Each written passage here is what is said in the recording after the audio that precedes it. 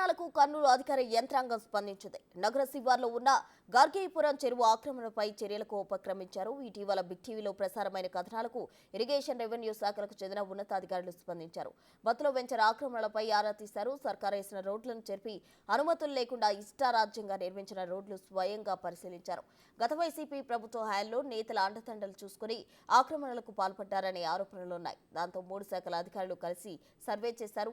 ఏ survey నెంబర్లో ఎంత మేర భూమి ఆక్రమణకు గురైందనే దానిని పరిశీలించారు.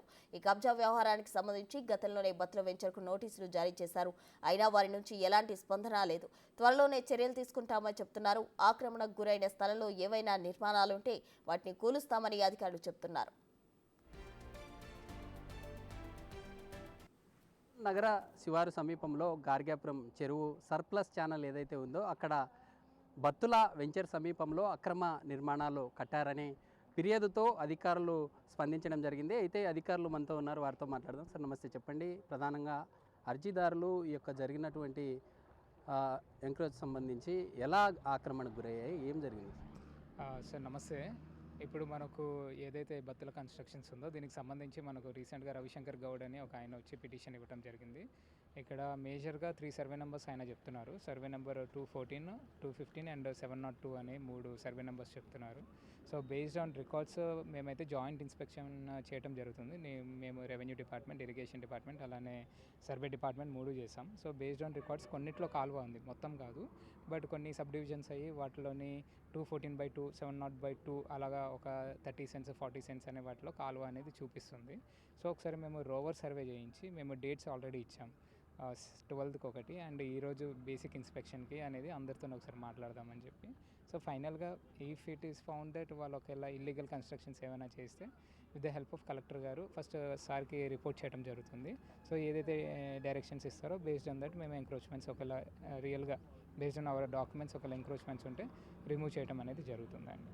గతంలో కూడా ఎస్సీ గారిని అడగడం జరిగింది, బిగ్ టీవీ ప్రత్యేక కథనం కూడా చూపించడం జరిగింది. అంటే ఇలాంటి అక్రమ నిర్మాణాలు ఏవైతే ఉన్నాయో బఫర్ జోన్లో ఉంది, ఎలాంటి అనుమతులు ఇచ్చారంటారు? అంటే రెవెన్యూ సంబంధించినటువంటి రెవెన్యూ అధికారులు ఓ విధంగా చెప్తా ఉన్నారు, ఇరిగేషన్ వారు ఓ విధంగా చెప్తుంది. అంటే ఏపీలో ఉన్నటువంటి యాక్ట్ ఏం చెప్తా ఉంది? అంటే బఫర్ జోన్లో ఉండేటటువంటి నిర్మాణాలు ఎలా చెప్పటాలి?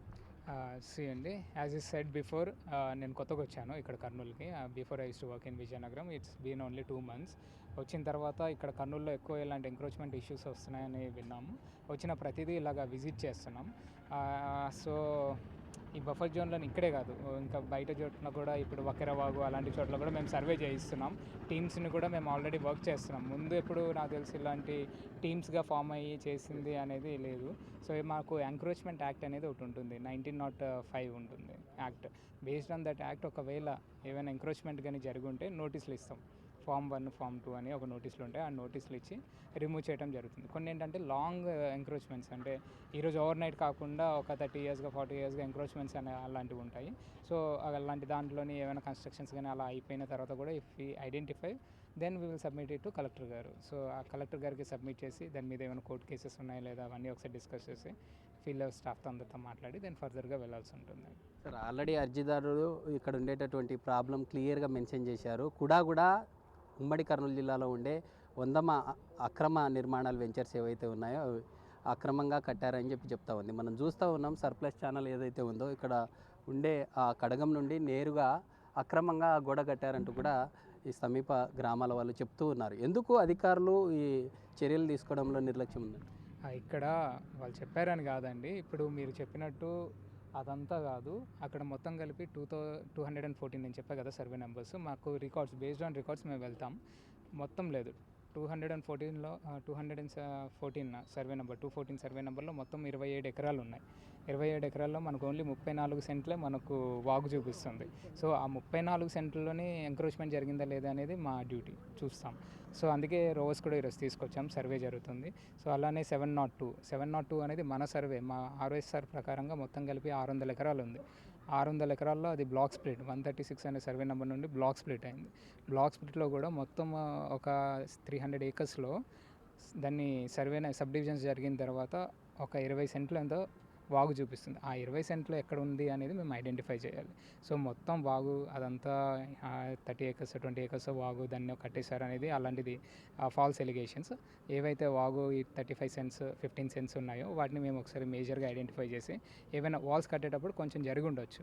సో ఇప్పుడు ఎలాగ జాయింట్ ఇన్స్పెక్షన్ చేస్తున్నాం కాబట్టి ఒకవేళ అలాంటివి ఏమైనా జరుగుంటే అఫీషియల్గా నోటీస్ చేసి వాళ్ళకి కూడా ఇన్ఫామ్ చేసి రిమూవ్ చేయాల్సి ఉంటుంది. మనం ఉండే ఈ బ్రిడ్జ్ ఏదైతే ఉందో బ్రిడ్జ్ కూడా ఇరిగేషన్ అధికారులు గతంలో ఉన్నటువంటి ఎస్సీ రెడ్డి రాజశేఖర రెడ్డిని బిగ్ టీవీ ప్రశ్నించింది.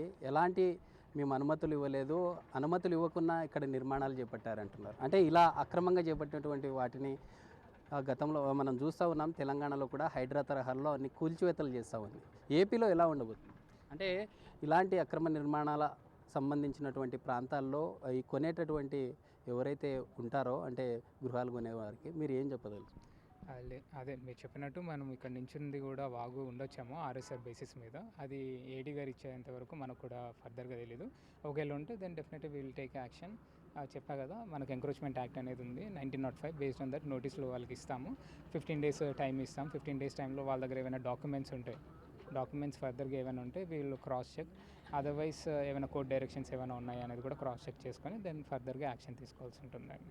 ఇప్పుడు హైడ్రా అని మీరు మెన్షన్ చేస్తారు, అది ఓన్లీ ఫర్ తెలంగాణ అండి. ఫర్దర్గా మన గవర్నమెంట్ కూడా ఏదైనా ఫర్దర్ అలాంటి యాక్ట్స్ ఏమైనా తీసుకొస్తే డెఫినెట్లీ త్రూ కలెక్టర్ గారు will try to implement. Thank you. మా భాగంగా గార్గేయపురం చెరువు సమీపంలో దాదాపు 20 ఎకరాల భూమి కబ్జాకు గురైందనే ఆరోపణలున్నాయి.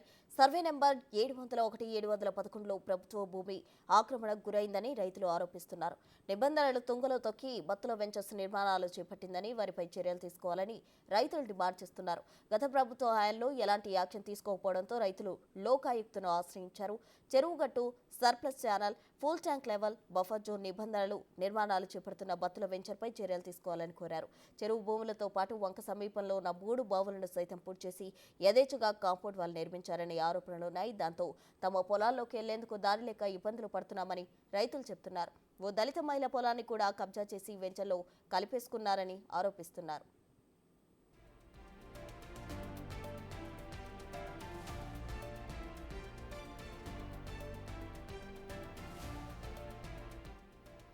ఈ గార్గేయపురం చెరువు ఆయకట్టుపై ఆధారపడి 100 కుటుంబాలు జీవిస్తున్నాయి.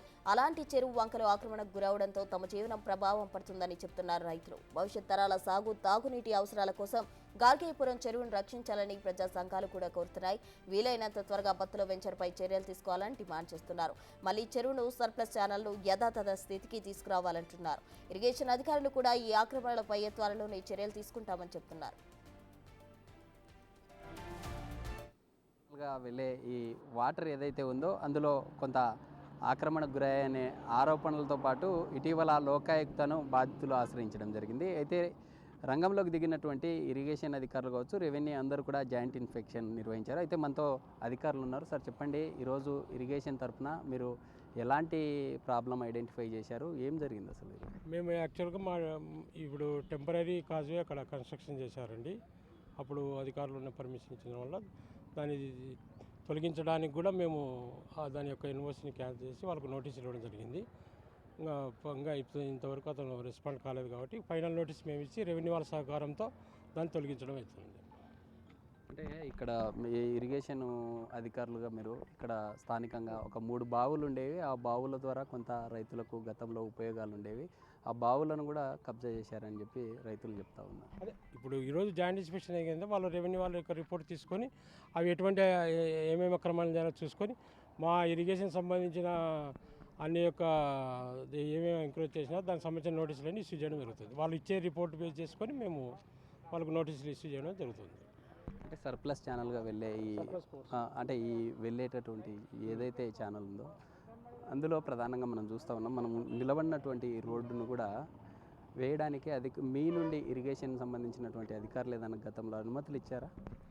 అదే అనుమతులు ఇచ్చినారంటే అతను ఓవరాల్గా మేము అడిగాము బత్తుల వాళ్ళని, వెంచర్ వాళ్ళని, వాళ్ళు ఉందన్నారు. వాళ్ళు డిజైన్ డ్రాయింగ్ కూడా మా దగ్గర తీసుకున్నాము, దాని యొక్క అప్రూవల్ చూపించినామని చెప్తున్నారు. అటువంటివన్నీ మీకు సబ్మిట్ చేయమని ఈరోజు మేము కోరినాం వాళ్ళని. ఏపీలో ఉన్నటువంటి చట్టం ఏం చెప్తా ఉంది అంటే చెరువు సమీపంలోనే ఎలాంటి నిబంధనలు లేకుండా నిర్మించారని చెప్పి చెప్తా ఉన్నారు. ఏపీలో ఉన్నటువంటి చట్టం ఏం చెప్తారు? అదే బఫర్ జోన్ మన యొక్క చెరువు యొక్క బఫర్ జోన్ సర్ప్లస్ కోర్స్ ఉందనుకోండి, ఇక్కడ నుంచి ఒక 9 మీటర్స్ వరకు మన బఫర్ జోన్. అదే ఈరోజు చేసిన ఇన్స్పెక్షన్ ఆధారంగా అతను బఫర్ జోన్ యొక్క నియమాలు పాటించడం లేదనేది మేము నిర్ధారించుకొని వాళ్ళకు నోటీసులు ఇవ్వడం జరుగుతుంది. గతంలో మనం చూస్తూ ఉన్నాం ఈ ప్లేస్ ఏదైతే ఉందో స్ట్రైట్గా వాటర్ వెళ్ళేటివి ఆ కంపౌండ్ వాళ్ళు నిర్మించిన తర్వాత వాటరు వేరే మార్గంలో వెళ్తూ ఉన్నాయి. కింద ఉన్నటువంటి పొలాలు మొత్తం డ్యామేజ్ అవుతున్నాయని రైతులు చెప్తా ఉన్నారు. ఆ యొక్క ప్రాబ్లమ్ని ఏదైనా రైతులకు సాల్వ్ చేసే ఛాన్స్ ఉంది? అదే ఇప్పుడు వాళ్ళ ఇక్కడ రెవెన్యూ వాళ్ళకి రిపోర్ట్ చేసుకొని అతను ఒకవేళ అతిక్రమించింటే వాళ్ళకు నోటీసులు ఇచ్చి రెవెన్యూ వాళ్ళ సహకారంతో దానికి సంబంధించిన అక్రమ కట్టుబడులు ఏమైనా తీసివేయడం జరుగుతుంది. ఇక్కడ జరిగిన వాటన్నింటిపై ఓవరాల్గా 3 శాఖల సమన్వయంతో ముందుకెళ్తామని కూడా తెలుపుతున్నటువంటి పరిస్థితి కనిపిస్తూ ఉంది. అయితే చూడాలి దీనికి సంబంధించి.